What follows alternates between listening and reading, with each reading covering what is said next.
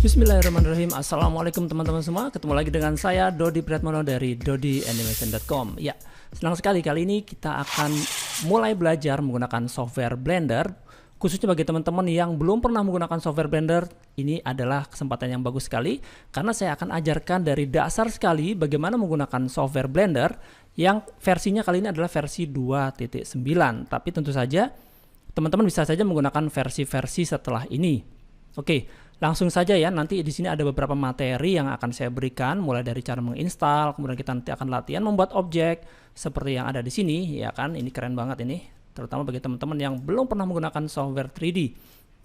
Kemudian ya, nanti ada beberapa tools yang akan saya ajarkan. Jadi jangan lupa, karena ini tutorialnya agak panjang, teman-teman harus tetap duduk setia di sini untuk menonton tutorial dan juga nanti harus dipraktekkan. Oke, sebelum kita mulai tutorialnya, teman-teman jangan lupa klik dulu tombol subscribe. Dan juga bagi teman-teman yang ingin belajar mengenal software Blender atau software animasi yang lain dari dasar sampai mahir, silakan lihat saja di website saya dodianimation.com atau cek link yang ada di bawah video ini atau di deskripsi. Ya, langsung saja ya. Saya akan tunjukkan tentang software Blender.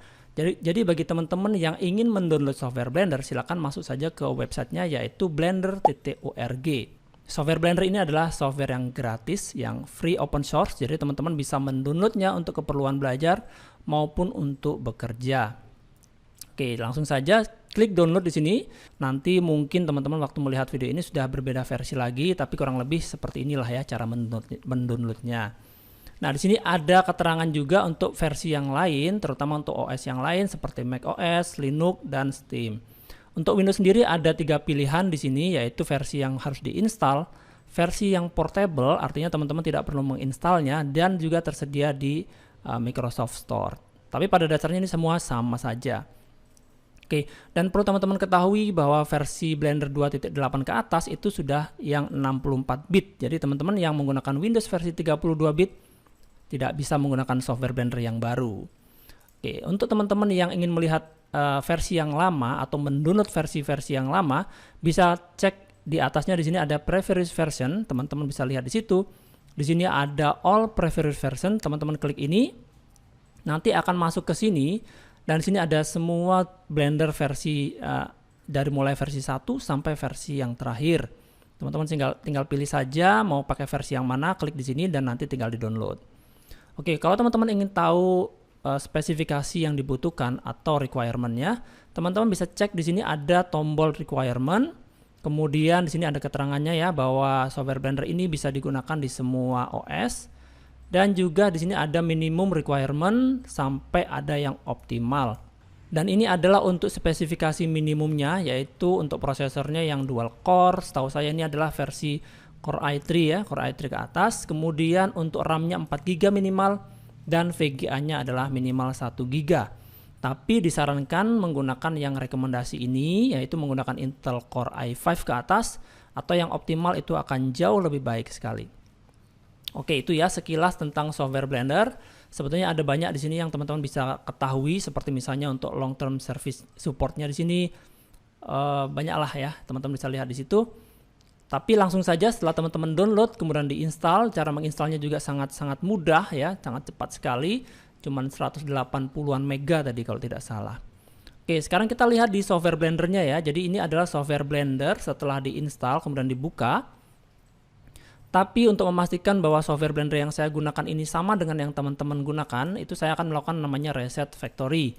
Jadi bagi teman-teman yang sudah menginstal software Blender sebelum ini, kemudian melakukan sedikit perubahan, entah itu ada tambahan add-on dan lain-lain, supaya kita sama, kita lakukan reset dulu ya. Caranya kita klik menu File, kemudian di sini ada Default dan di sini ada Load Factory Settings.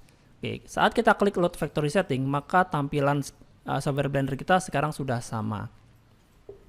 Nah, tapi saya akan melakukan sedikit perubahan supaya teman-teman nyaman pada waktu melihat tutorial ini. Ya, tapi teman-teman tidak harus ikuti ya. Misalnya di sini saya akan melakukan perubahan di menu Edit, Preferences, kemudian di bagian Interface saya akan memperbesar resolusinya supaya tulisannya agak lebih besar-besar dan juga lebih jelas ya. Oke, berikutnya saya akan melakukan perubahan juga untuk Teams-nya. yaitu warnanya saya rubah menjadi light. Ya, kalau sekarang adalah versi dark yang gelap, yang light ini adalah versi yang terang supaya teman-teman nyaman dalam melihat tutorialnya. Nah, teman-teman boleh mencoba yang lain ya. Di sini ada tampilan untuk software Maya ya, meskipun bukan persis banget tapi mirip lah ya dari segi warnanya. Mode, kemudian ada ISO image dan seterusnya. Oke, saya gunakan yang light dan saya klik save di sini, save preferences. Sekarang tampilan software Blender kita sudah sama. Nah, saya akan mulai menerangkan di sini yaitu antar mukanya atau tampilannya. Di sini ada menu atau yang paling besar ini ya, yang paling dominan adalah 3D viewport, yang mana kita bisa melihat objek-objeknya. Kemudian di sebelah kirinya di sini ada tools, tempat kita bisa menyeleksi objek, kita bisa menggeser objek seperti ini, kita bisa merotasi, skala dan lain-lain. Kemudian di sebelah atas di sini ada tab ya, ada tab yang banyak sekali. Di sini ada khusus untuk modeling, sculpting, UV editing dan seterusnya. Oke, kita kembalikan ke layout yang paling kiri. Kemudian di sebelah kanan di sini ada yang namanya outliner. Ya, outliner ini adalah tempat kita memanajemen objek seperti layer. Di bawah sini ada properties yang kita bisa lihat di sini ada banyak tab. Di sini ada banyak pengaturan-pengaturan yang nanti akan kita gunakan. Di bagian bawah di sini ada yang namanya timeline, tempat kita nanti membuat animasi, menempatkan keyframe, mengatur durasi. Di sini juga ada playback dan lain-lain. Oke, itu tadi adalah tampilan atau antarmuka dari software Blender 2.8, 2.9 yang kurang lebih sama.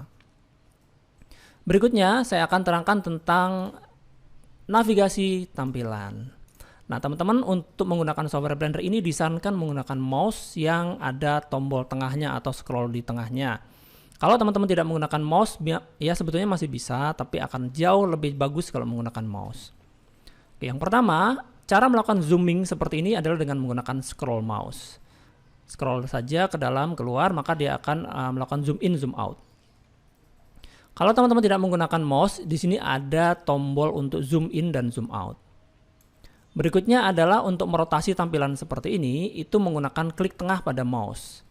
Cara yang lain yaitu dengan menggunakan lingkaran di sini, kita klik drag saja. Oke. Dan yang terakhir untuk menggeser tampilan ke kanan, ke kiri, ke atas, ke bawah, itu menggunakan klik tengah pada mouse dan juga keyboard shift. Cara yang lain yaitu menggunakan gambar tangan di sini, kita klik drag supaya tampilannya bisa bergeser. Oke, itu tadi adalah navigasi untuk tampilan. Nah, berikutnya saya akan terangkan untuk transformasi objek atau untuk menggeser-geser objek, merotasi dan skala. Untuk melakukan transformasi di sebelah kiri di sini ada gambar panah yang namanya adalah Move Tool. Dengan menggunakan Move Tool ini ya, saat kita seleksi objek, kita akan melihat di sini ada panah yang berwarna hijau, biru dan merah. Dan panah-panah ini adalah sumbu atau axis ya. Kalau kita lihat juga di sebelah pojok kanan atas di sini juga ada warna-warna yang sama. Ada Z, ada Y dan ada X. Oke, jadi kalau misalnya sumbu yang berwarna biru, ini disebut juga dengan sumbu Z dan seterusnya. Nah, berikutnya kalau kita ingin merotasi objek, kita bisa menggunakan tools rotasi atau rotate di sini. Ya, kita bisa merotasi objek seperti ini. Oke, saya akan undo. Berikutnya untuk skala, kita bisa menggunakan scale tool, di mana di sini ada juga panah ya, warna biru, hijau dan merah. Kita bisa tarik untuk melakukan perubahan skala pada objek. Oke, saya undo lagi. Nah, itu tadi 3 tools yang paling sering kita gunakan nanti. Nah, untuk keyboard shortcutnya, teman-teman bisa menggunakan untuk move ini adalah G. Ya, kalau kita arahkan mouse ke sini, maka di situ juga ada keterangannya bahwa shortcutnya adalah G. Ya, kalau misalnya kita gunakan seleksi ini, select tool, kemudian kita gunakan G, maka kita bisa menggeser objek.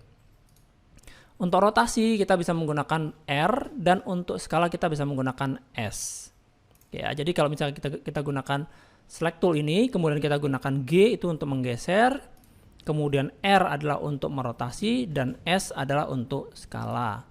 Nah, cara lain supaya presisi kita bisa menggunakan yang di sebelah kanan di sini ada panah kecil ya, kita klik ini atau klik N di keyboard.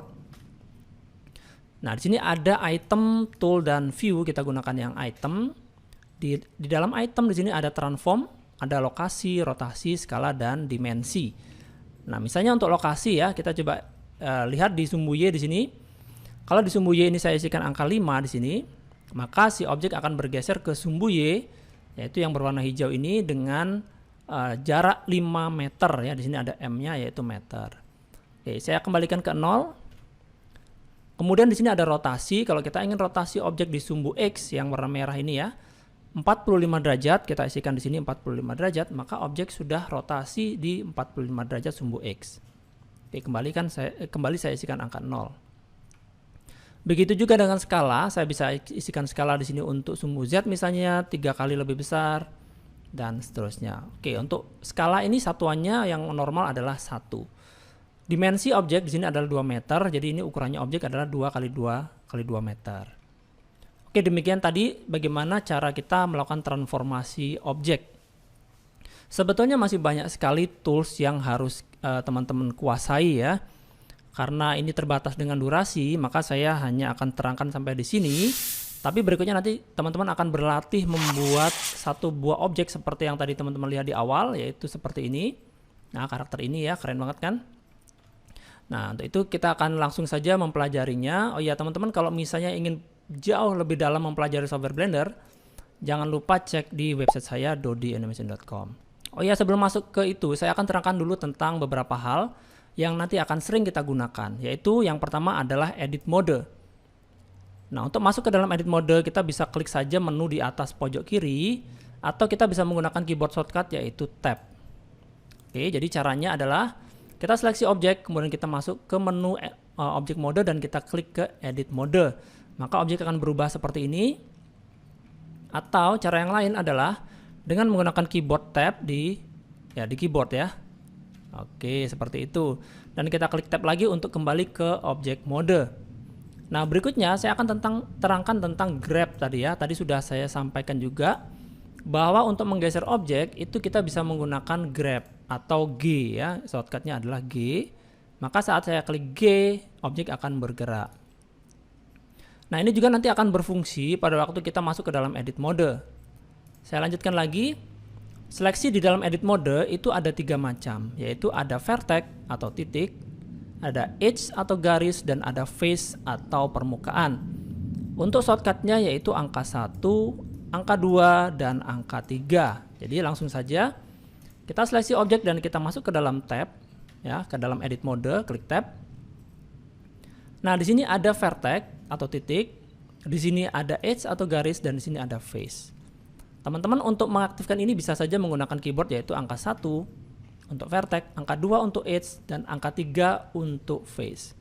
Jadi kalau saya klik 1, maka saya sudah mengaktifkan vertex dan saya bisa menyeleksi vertex-vertex yang ada di sini. Misalnya ini ya. Dan saya klik G untuk menggeser dan saya klik Y untuk menggeser hanya di sumbu Y saja. Ya, seperti itu. Oke, berikutnya adalah untuk loop cut. Loop cut ini adalah untuk memotong dengan berputar. Shortcutnya adalah Ctrl R. Jadi teman-teman boleh saja dicatat ini di kertas supaya teman-teman mudah mengingatnya. Oke, kita akan langsung ke loop cut ya, Ctrl R. Jadi saat di edit mode kita bisa menggunakan Ctrl R untuk melakukan memotong objek atau pemotongan objek. Nah, kita letakkan mouse di sini atau di sini atau di sini ya. Jadi tergantung posisi arah dari mouse-nya. Oke, saat kita klik kiri dan kita tarik, maka sekarang si objek ini sudah terpotong di sini. Oke, itu tadi namanya adalah loop cut. Berikutnya adalah extrude atau shortcutnya adalah huruf E. Untuk melakukan extrude ini saya contohkan dengan seleksi face, yaitu klik saja angka 3. Nah, ini dia face ya. Kita bisa seleksi face yang di sini misalnya, kemudian kita tekan E untuk melakukan extrude. Ya, kita tekan ini, kita seleksi ini, kita tekan E untuk extrude. Oke, itu tadi adalah extrude. Berikutnya adalah insert. Sesuai dengan namanya ya, insert itu untuk masuk ke dalam. Shortcutnya adalah huruf I. Jadi masih menggunakan seleksi face ya. Saya akan seleksi face yang ini, tekan I, maka dia akan masuk ke dalam face-nya. Ini saya tekan I, maka dia akan masuk ke dalam. Tekan E, maka dia akan extrude, dan seterusnya. Oke, berikutnya saya akan terangkan tentang proportional editing atau shortcutnya adalah huruf O. Proportional editing ini saya akan gunakan untuk seleksi face juga bisa ya, tapi saya akan terangkan dengan seleksi vertex yaitu angka 1. Kemudian saat saya seleksi 2 vertex di sini misalnya ya, kemudian saya tekan O di keyboard, maka di sini akan aktif. Ini adalah proportional editing. Kalau kita tekan G atau grab, kemudian kita scroll di mouse, maka kita bisa mengatur ukuran atau jangkauan dari proportional editing. Jadi proportional editing ini adalah kita bisa menggerakkan vertex lain yang tidak terseleksi tapi dengan gradual atau gradasi. Oke, seperti itu ya. Kalau misalnya kita matikan, tekan O lagi dan kita tekan G, maka yang bergeser hanya yang terseleksi saja. Oke, itu tadi adalah proportional editing. Dan terakhir, saya akan terangkan tentang bagaimana merubah tampilan menjadi wireframe atau kerangka dan juga menjadi solid atau padat, yaitu dengan menggunakan shortcut adalah Shift dan Z. Oke, saat kita tekan Shift dan Z, maka kita bisa melihat tampilannya menjadi kerangka seperti ini. Kalau kita tekan Shift dan Z lagi, maka dia akan menjadi solid. Nah, untuk tombolnya sebetulnya ada di atas sini ya, teman-teman tinggal klik saja icon ini menjadi wireframe dan ini menjadi solid. Di sebelah kanannya ada lagi untuk material preview dan ada lagi untuk render preview. Oke, tapi kita banyak menggunakan yang solid dan yang wireframe nanti untuk proses modeling. Oke, demikian pengenalan dasar dari software Blender. Selanjutnya kita akan teruskan di video berikutnya untuk langsung membuat objek yang seperti ini.